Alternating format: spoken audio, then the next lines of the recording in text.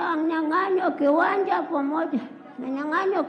pamoja na mjukuu wangu, lakini sasa mimi hata kuelezea nashindwa, na mjukuu wangu yuko anaitwa Abduli, aja aelezea. Mimi nashindwa. Haya, hebu mlete mjukuu. Yuko wapi? Aelezee. Yuko anakuja, anaitwa Abduli. Haya, sogeni huku, sogea huyo bibi, msogezeni bibi aje mbele huku. Bibi Rukia Idi naitwa Abduli. Mimi kwa jina naitwa Maneno Ibrahim Saidi Msosa. Na kero na mgogoro wa ardhi niliozulumiwa katika ardhi ya... Bado tunamsikiliza bibi yule. Asante mheshimiwa. Asante mheshimiwa waziri mkuu. Huyu bibi ni bibi yangu, lakini pia ni jirani yangu, ambapo tulinunua kiwanja mwaka 2017, ambao kwa awali viwanja hivyo vilikuwa ni viwanja vya uvamizi, lakini baadaye ofisi ya mkuu wa mkoa iliamri kuwa maeneo hayo yapimwe rasmi. Hivyo tulipimiwa upimaji shirikishi na mchoro ule wa block TT ulifutwa. Hivyo baada ya kufanya upimaji shirikishi, walitokea baadhi ya watu ambao ni manyamera wananufaika pia kwenye maeneo hayo ya upimaji shirikishi. Wanakuja wanafufua viwanja, michoro ile ya awali iliyofutwa na ofisi ya mkuu wa mkoa na iliyofanywa upimaji shirikishi na kusababisha migogoro ambayo sio ya lazima.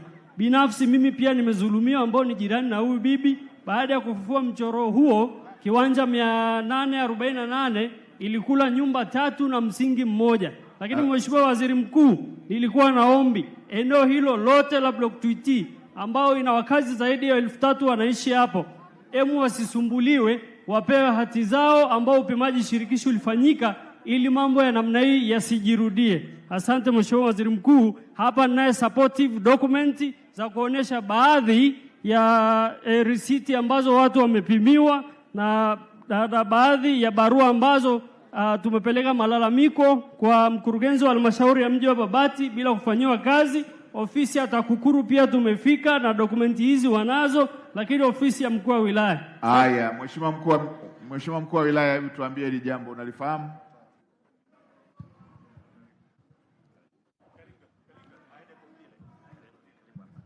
Yule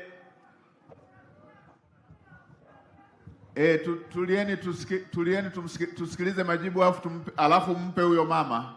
Utampa yule mama, utampa hapo. Ngoja tuisikilize tu hapa majibu ya DC alafu utachukua maiki uongee mama. Asante mheshimiwa waziri mkuu. Huyu bibi ninamfahamu, alifika ofisini kwangu kama wiki 2 zilizopita. Alikuja na changamoto yake ya kiwanja. Huyu bibi alipata eneo hilo miaka kadhaa iliyopita na amejenga kabisa kwenye lile eneo na kijumba chake anaishi pale, lakini kuna kiongozi ambaye inaonekana aliingia kwenye lile eneo akapima lile eneo la bibi na kwenda kuchukua hati wakati bibi akiwa bado anaishi pale ndani. Kwa hiyo kilichofanyika hiyo iliyopimwa na bibi akiwa hapo ndani na ametoa mpaka hati huyo kiongozi. Kwa hiyo bibi yuko pale, eneo ni lake, anaishi pale kwa muda mrefu, lakini huyo mtu mwingine kachukua kapima hilo eneo na akatoa hati. Kwa hiyo bibi hana ukienda kwa administratively hana haki, inabidi tuende kisheria. Lakini nikamkabidhi mkurugenzi swala hili na pia nikamwelekeza kwenye ofisi baraza la ardhi kwa ajili ya kuweza kupata haki yake, na nikawaandaa pia Mama Samia Legal Aid kwa Babati mjini ili waweze kumsimamia. Yule afisa ardhi uko wapi? Nani aliyetoa hiyo hati na bibi akiwepo anaishi hapo?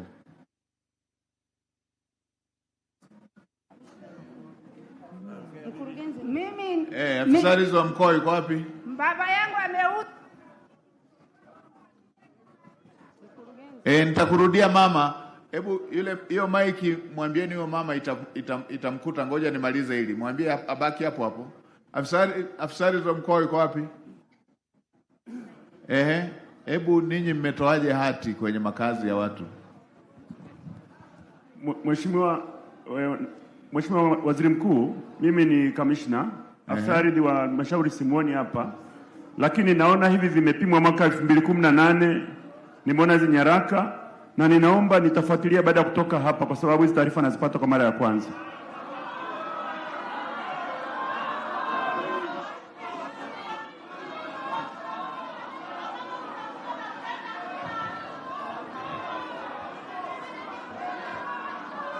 Mnasemaje?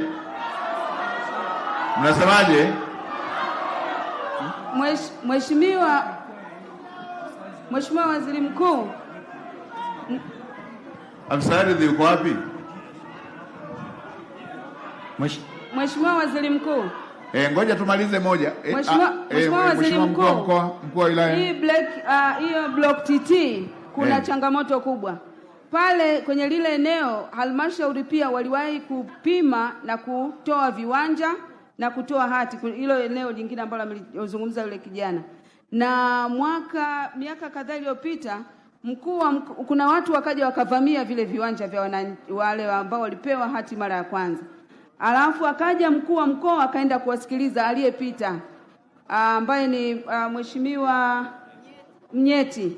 Alipofika Mheshimiwa Mnyeti akahalalisha kwamba wale walioko pale kwenye lile eneo wahalalishwe na wapewe viwanja, lakini vile viwanja vilikuwa tayari vina watu. Kwa hiyo hao wengine walikuja wakakaa pale kwenye vile viwanja ambavyo vilikuwa vimeshapimwa. Kwa hiyo ukawa mgogoro juu ya mgogoro, na akasema hawa wahalalishiwe na wapewe hati. Kigugumizi wanachopata sasa halmashauri ni kwamba watatoaje hati juu ya hati, kwa sababu wamejaribu kuwafikia wale ambao walikuwa ni wamiliki wa kwanza ili waweze kusalenda zile hati na ili waweze urasimishaji ufanyike tena kwa mara ya pili. Lakini hilo limekuwa gumu, na wale wamekaa na hati zao nyumbani wanasubiri halmashauri kisha toa hati nyingine, basi wale waende wakashitaki.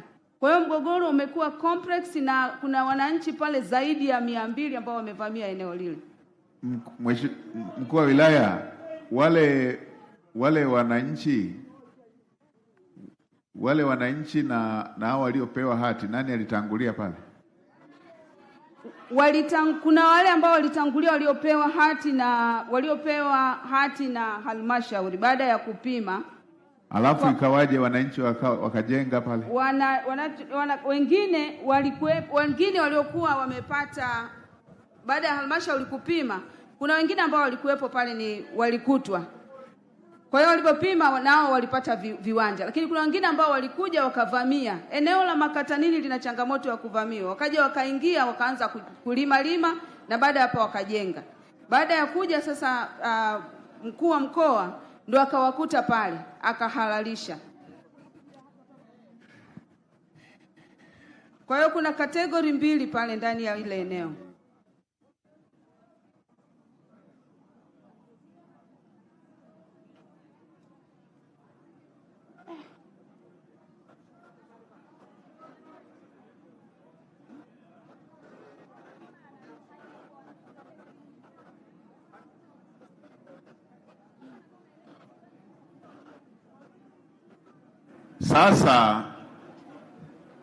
Sasa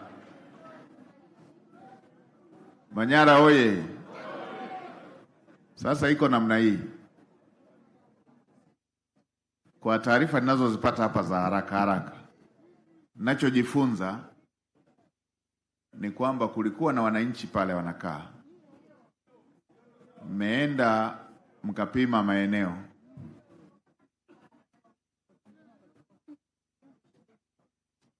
Haya, Mheshimiwa mbunge amesema atoe mchango kidogo. Karibu Mheshimiwa mbunge mwenye eneo. Ongea tu hapo itakuwa hewani.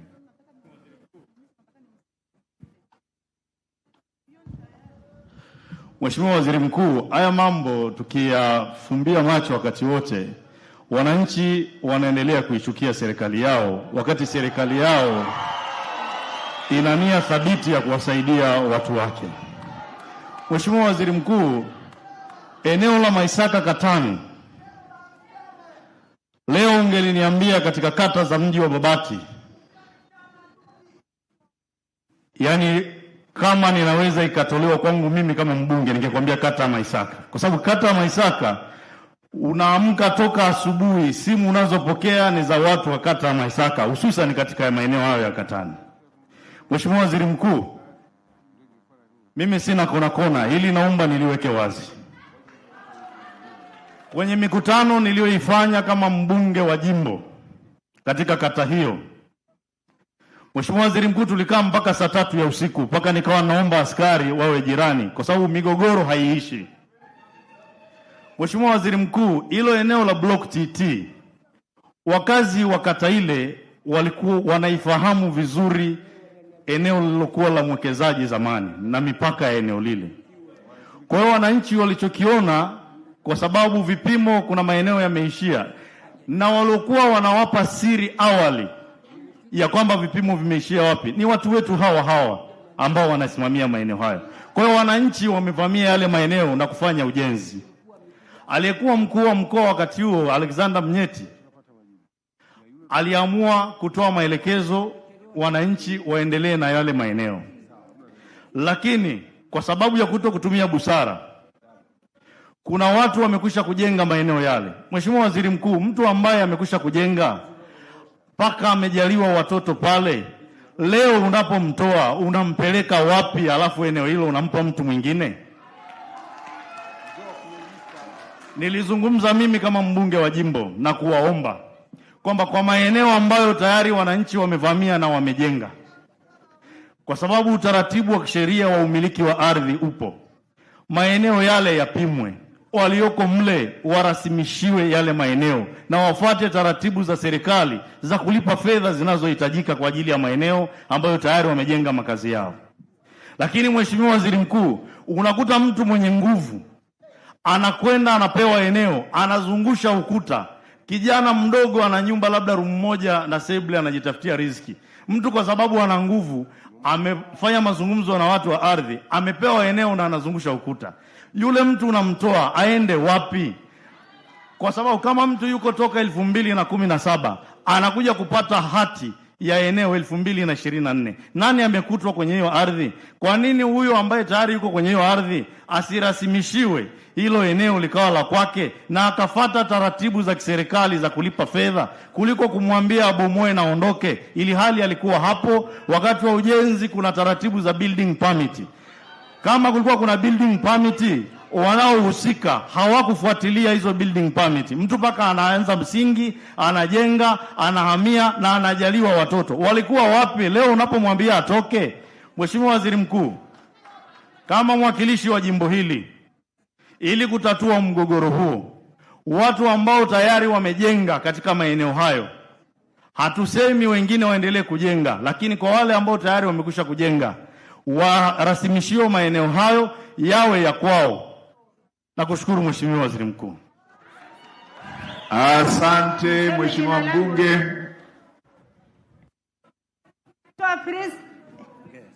Tumalize hili moja. Mimi naitwa Priska Ilonga Zulu. Ngoja tumalize hili moja. Tulimalize hili moja.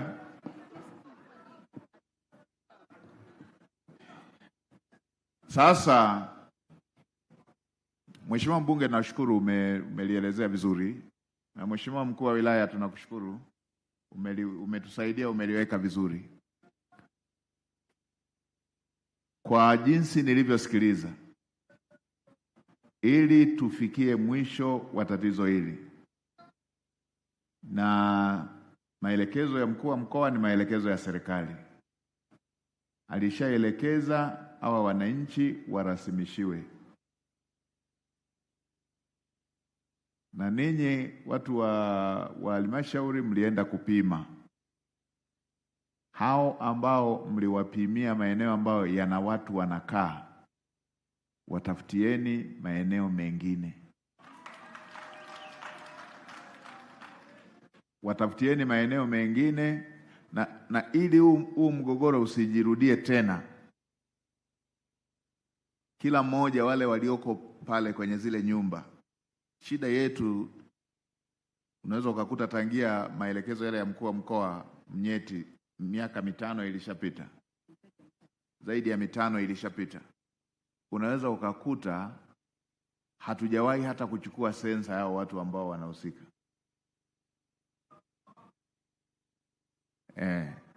Sasa ninyi watu wa ardhi, ninyi mlioenda kupima kwenye mnatoa hati kwenye eneo ambalo watu wanakaa, hizo hati watafutieni maeneo mengine.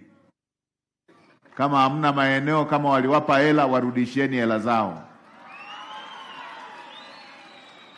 Ndio. Kwa hiyo wale wote waliokuwa na swali hilo ambalo amelisema bibi na yule kijana na wale wengine wote ambao walikuwa wanahusika na jambo hili, nimeshatoa majibu ya aina hiyo. Kwa hiyo wasibugudhiwe. Mkuu wa wilaya asimamia, asiende mtu kuwabugudhi tena watu. Kwa hiyo hebu fanyeni huo utaratibu. Haya, mpeni mama huyo.